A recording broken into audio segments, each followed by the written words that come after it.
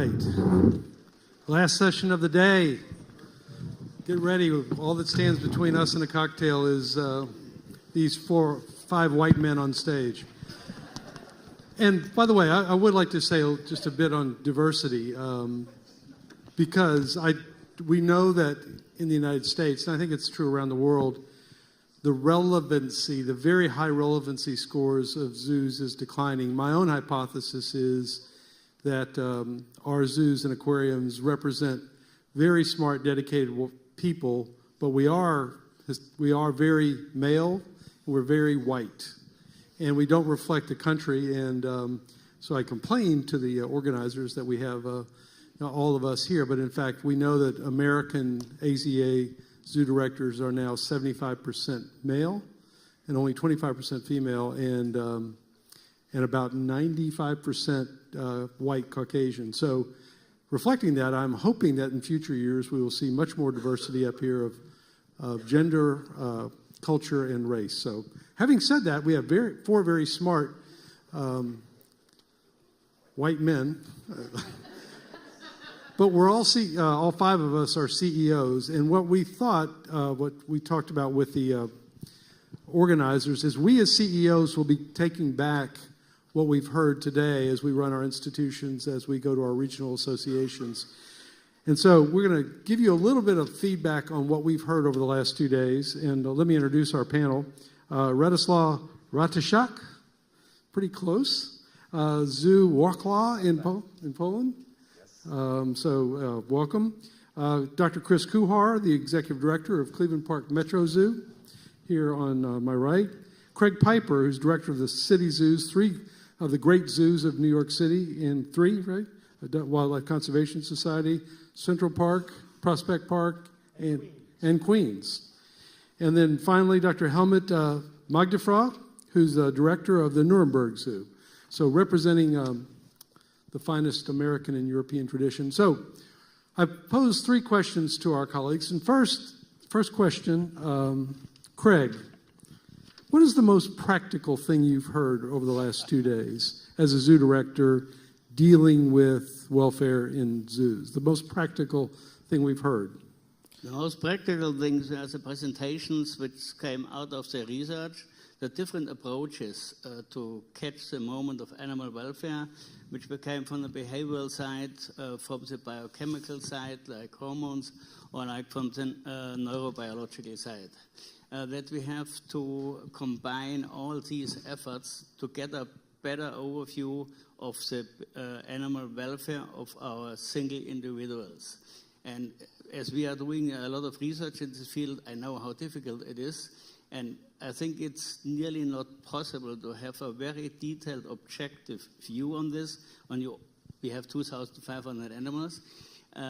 Maybe in a lot of cases, we can rely on the experience of our very good educated keepers. And what we have seen, especially in dolphins, the keepers have seen something happening in the group.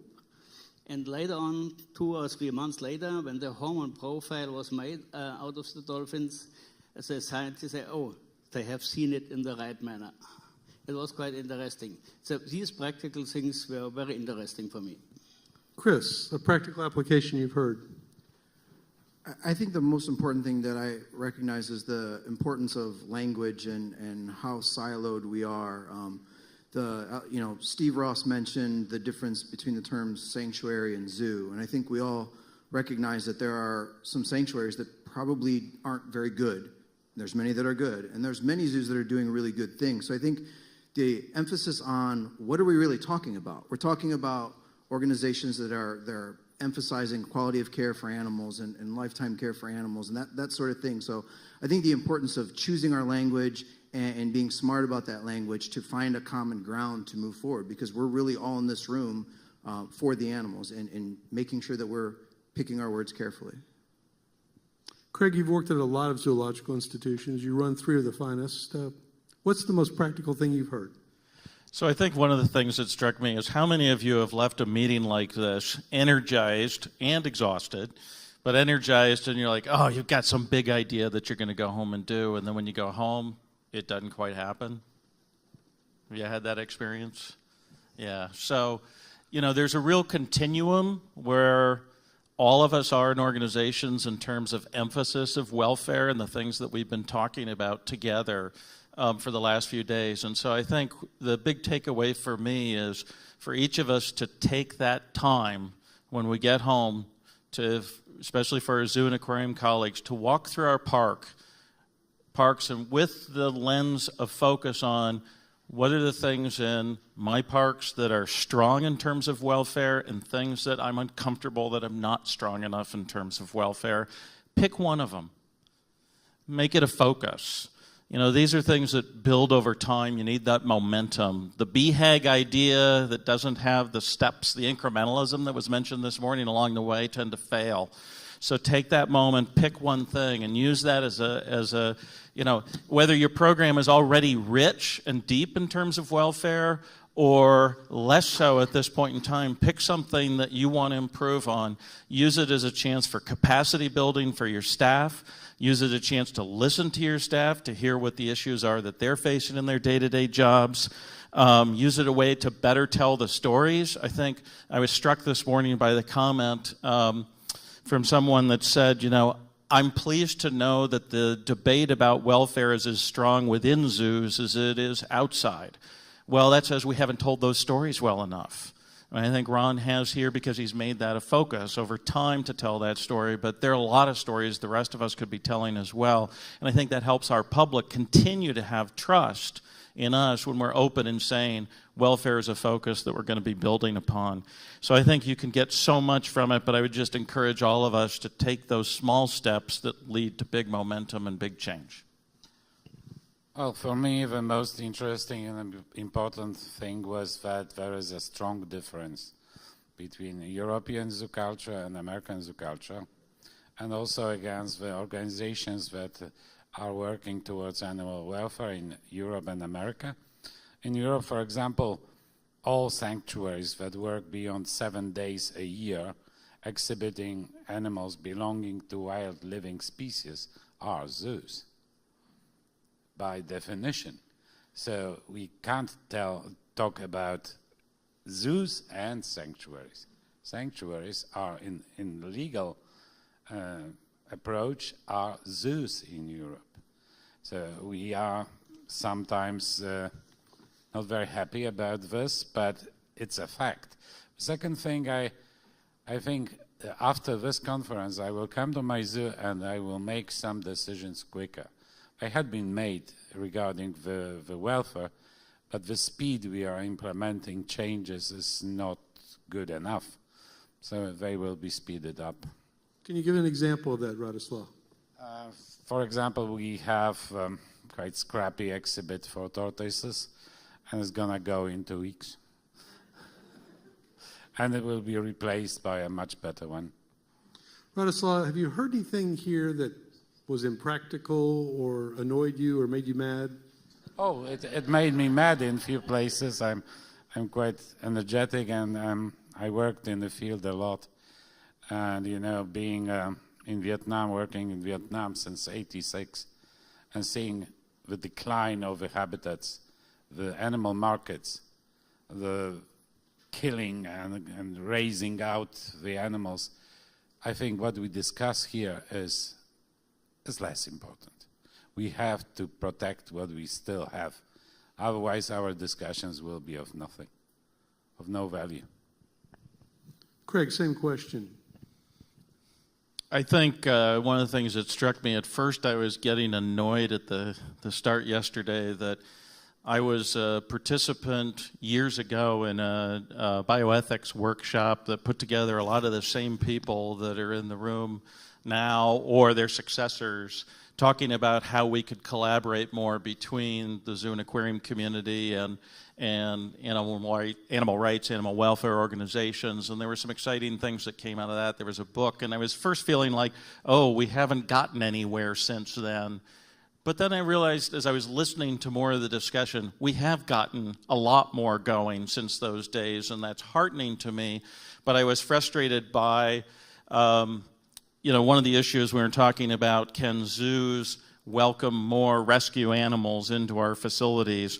And the fact is, and others have mentioned it here today, is most zoos accept rescue animals in quite regularly, but we don't have the capacity to fill the need, nor do all the sanctuaries have the capacity to fill the need. So it does point to that issue that all of us should be collaborating to find resolutions to the problems of private ownership and substandard facilities that should not be holding animals. So my frustration began to remind myself that we in the AZA community, for a number of years, really were trying to focus on roadside zoos, and we lost momentum in that, and it's time to re-energize that. And I guess that's where the collaboration part comes in mind. I mean, a number of years ago, I was at a presentation by the then president of Stanford University, and he had made a point that, for those of you who know me, I'm trained as a zoologist and an architect, so the architect side of me was very happy when he said the design of one of the buildings on the Stanford campus generated 2 Nobel Prizes. It wasn't because it was a beautiful space, but it was designed for a number of scientific departments to be put into the same building, and it was designed so the flow was that professors couldn't go into their labs and do their own work and not interact with others. It actually forced interaction in the way the spaces were designed, so departments were talking to one another that hadn't previously talked, and it led to research that led to Nobel Prizes. And he also pointed out that during the process, they fought like cats and dogs. So while we don't agree on many things, we got more common ground, as many of us have said the last few days, than disagreements. And I think the issues of fundamental, helping to reduce the need for increased sanctuaries and increased space for rescued animals is a goal that we should attack together.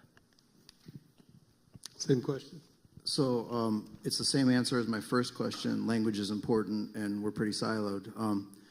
I spent the first 10 years of my career as an animal behavior scientist, and before I went down the dark path of being a zoo director, I left research to become a curator, and it was largely because I was frustrated that I would do research and would publish it, and it would sit on a bookshelf, and I had no power to enact what the results of that research was, right? So I sat through the morning research presentations this morning, and they were fantastic.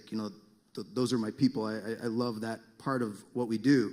But I look around the room, and there's amazingly talented people in this room, and there's very few people in here who take care of animals as their primary job on a day-to-day basis. So that made me think, well, how do I translate this, or how do the people at my institution or anyone else's institution translate the results of new animal welfare work or the existing animal welfare work? And I kind of come back to this idea that as scientists, we have to do a better job at distilling down the results of our work and communicating it to those who have the ability to enact it. I think that we've done a pretty poor job historically in doing that, and I put myself smack in the middle of that group. The reality is that we have to do something different. Relying on the traditional scientific model of publications and presentations doesn't get to the core audience who have the ability to enact this sort of thing. And if we continue doing things scientifically the way we do, or communicating science the way we do, it's akin to that distinctly American response is, if you come to somebody who doesn't speak English, you just repeat yourself louder. If we don't change how we're communicating, it's that we're saying the same thing louder and then getting frustrated that people aren't enacting those results. And I think that I encourage everyone to look at how we take that science and make it palatable and get over this distrust in science that exists, particularly in the U.S., but I think around the world. Helmut, anything you've heard that's just impractical or annoying or? For me, it's one of the most interesting points was, maybe I'm boring you, going back to the Copenhagen Marius case. A lot of people have noted it, but they have not discussed it. I fully agree with Simon Tang that it's not an animal welfare issue for this giraffe, but it's very well an animal welfare aspect in general. Please remember that all of us who are keeping carnivorous animals need meat. And where does the meat usually coming from? Out of mass production, transport to the slaughterhouse, and the rest of the carcass is coming to the zoo. If we are able to feed our carnivorous animals by our own animals, we have biomeat for our carnivorous animals. We can feed whole carcasses, which is very important for the behavior. And we don't have a negative effect on the animal welfare issue, which was pointed out by a colleague from St. Louis, the importance for animal welfare if you have breeding and rearing behavior. And we in Nuremberg have lost 3 lionesses because of cancer caused by hormone implants. We have stopped breeding Somalian wild asses, the most endangered equid, because we have had surplus males, and in this time we were not able to kill them, to feed them to our lions. And after 5 years non-breeding, we will be punished verbally by colleagues from the state because we don't breed the most endangered species of equids. And then we started, and it needed 4 years more to get the first offspring. And we have lost 2 mares in reproduction. Still they have in a good age, but they could not reproduce anymore. And these things were for us the reason why we follow a relatively strong breeding cull policy. It was the Animal welfare issues. Przybylski's horses, that was the equid that was breeding. There's Somali wildlife. So, last question for all of us is, what is the most thought-provoking? And I'll take the thought on that. I heard 3 things. First, I really, Carl, where Carl is, Carl Safina, I think really challenged our thinking on, there he is, Carl, just giving you some props. But I think I think you really brought together the 2 communities well. In fact, forced us to think about what we have in common. But I also was struck by, I was originally trained as an engineer, 2 data points that I saw is one is that only 7% of the mammals on Earth are either wild or exotic animals, including all the ones in our zoos. Only 7%. All the rest of them are food stock and humans, and that's been said, but I wanted to repeat it. So we're talking about right now, all the issues we're talking about. Now, there's a lot of marine mammals and a lot of fishes we ought to be thinking about, but to put it in context, only 7% of the mammals left on the planet represent all the species that are not either cattle or pigs or humans or chickens. They're not mammals, but that was pretty interesting. Fascinating for me to think about that. The other is that we're in the welfare discussion. We didn't really talk that much about the extinction crisis. It's come up several times, but how can we together work as that? Helmut, what's the most thought-provoking thing you've heard here in the whole context of what our mission is? A few things. One, that we have to improve our research in field of animal welfare. On the other side, in terms of education, what was pointed out in the first speech in the afternoon, the growing and growing human population with all its negative effects, to point it out very regularly if we have guided tours or if we have a chance to put it into the media. Well, a question came from the audience of what research would you like to see? You gentlemen as zoo directors, what research on animal welfare would you like to see? Especially for polar bears, with which we are working. We have from the human side a person in a laboratory working on cortisol levels in the hair, that you have a long time look on the welfare of the animal. And on the other side, we have looking on faces, and we have trained them to get blood. And for us, it's important to get all these 3 approaches together, that maybe in the future hairs are enough to find out in which situation our bears are living. And the next thing is in polar bears, we have discussed maybe, as in the wild, they are ranging very long distances. They are for a long time single, and always they have new environments because in the ice fields, the surface is changing very quickly.